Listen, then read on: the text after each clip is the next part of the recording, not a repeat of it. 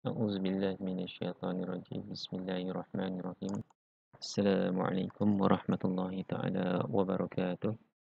Uh, InsyaAllah saya akan buat satu video kuliah berkaitan tajuk kinematik. Okay, modul yang kedua. Okay, tajuk kinematik.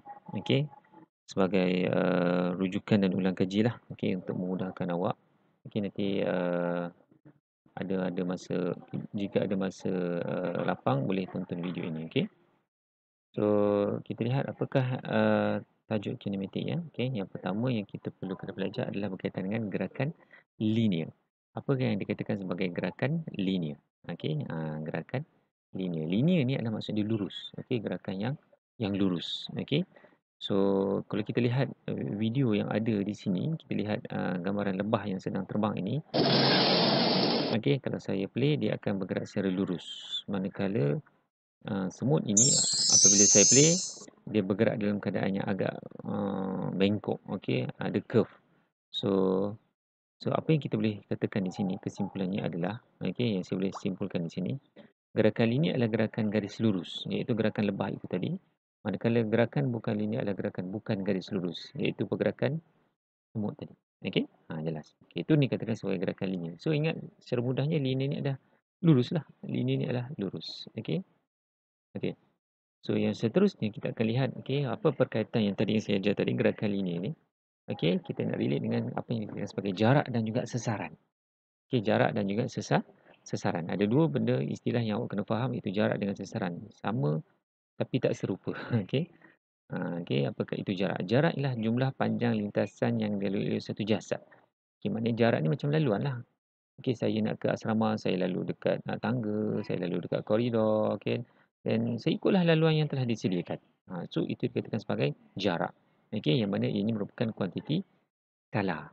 Bila memperkatakan tentang kuantiti skala, ianya mesti mempunyai magnitude sahaja. Okey, kuantiti skala mempunyai magnitude sahaja. Okey. Manakala sesaran pula adalah jarak terpendek antara kedudukan awal dengan kedudukan akhir dalam garis lurus.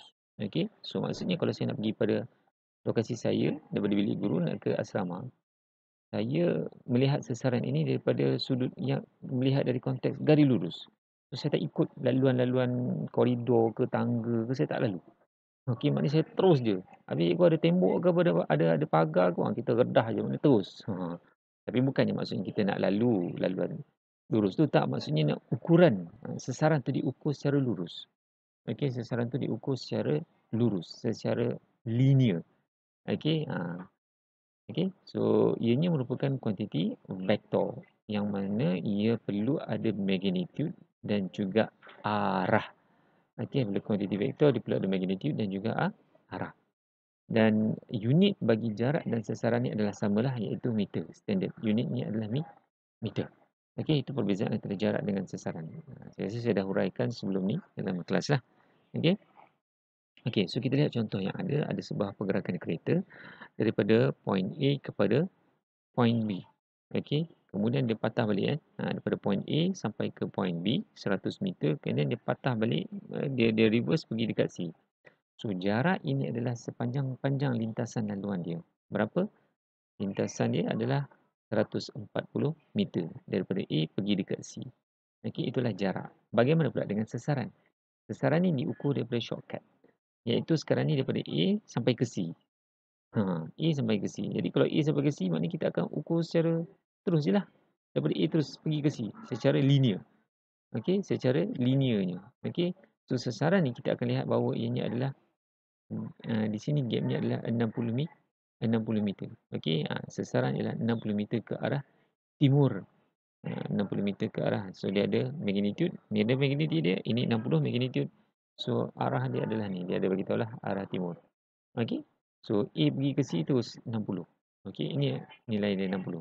Ingat So sesaran kita ukur secara terus. Okey, dia berbeza dengan jarak. Jarak ni sebab dia ikut laluan ni tadi. Mungkin ada jalan dia kena pergi ke B dan patah balik pergi ke C. Okay. Tetapi untuk sesaran kita ukur secara terus, iaitu 60 meter ke arah timur lah. Okey. Okey. So kita lihat kereta yang ada ini daripada Kampung Indra nak pergi ke Kampung Mahkota. Okey, daripada Kampung Indra nak pergi ke Mahakota, kita katakan jarak itu adalah sepanjang-panjang lintasan atau sepanjang laluan yang dilalui, iaitu 300 tambah dengan 500 tambah dengan 200, iaitu 1000 meter. Okey, so jarak ini adalah kuantiti skala. Okey, dia hanya ada magnitude tetapi tiada arah.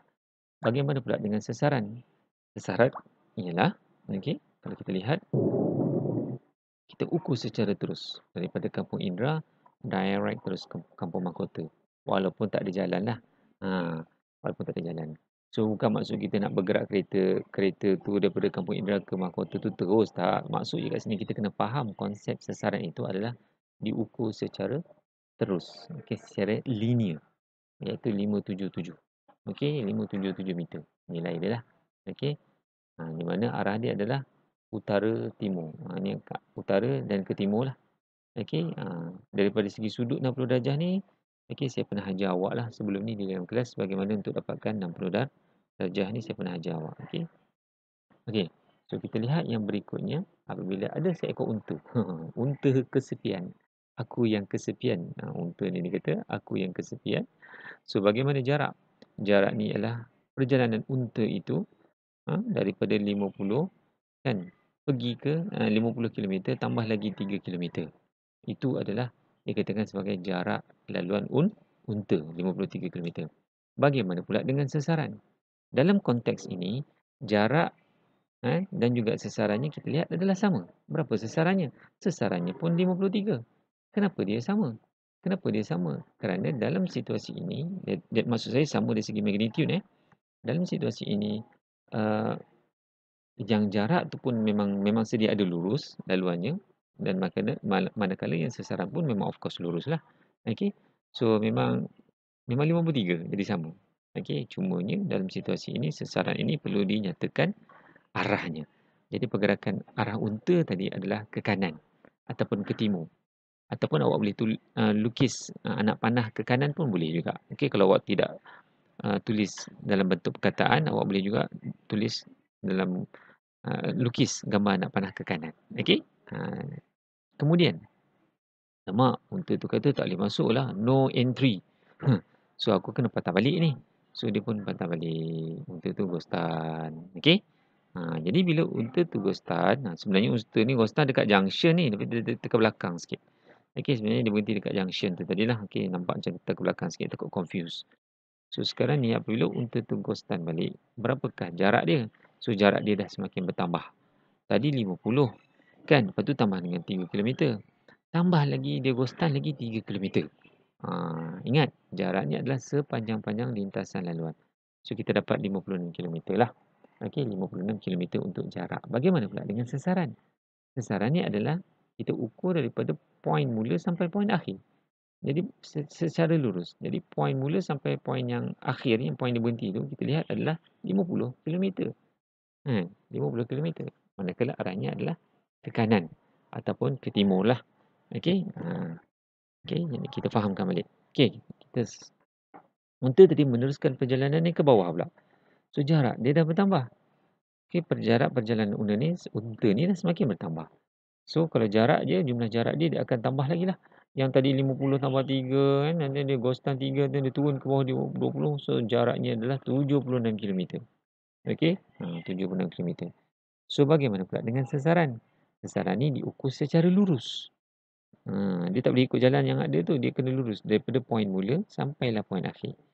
Okey, daripada poin mula sampai poin akhir, ya, begitulah kita akan lihat. Okey, so yang ni kita menggunakan hukum teorem Pythagoras. Okey, teorem Pythagoras yang saya dah ajar awak dalam kelas sebelum ni, bagaimana untuk mendapatkan dia punya sesaran. Okey, so 50 kuasa 2 kita tambah dengan 20 kuasa 2 dan kita puncakan. Jadi kita akan dapat jawapan tu ada punca Dia ada punca kat situ 2900 tu, dia ada punca, dia tertinggal nak buat simbol punca tu. Jadi dia akan dapat 53.85 km arah tenggara. Tu nama dia tenggara sebab dia turun ke bawah dan ke timur. Tu nama dia tenggara. Ataupun boleh awak tulis buat selatan timur pun boleh juga. Kadang kita tulis. Okey.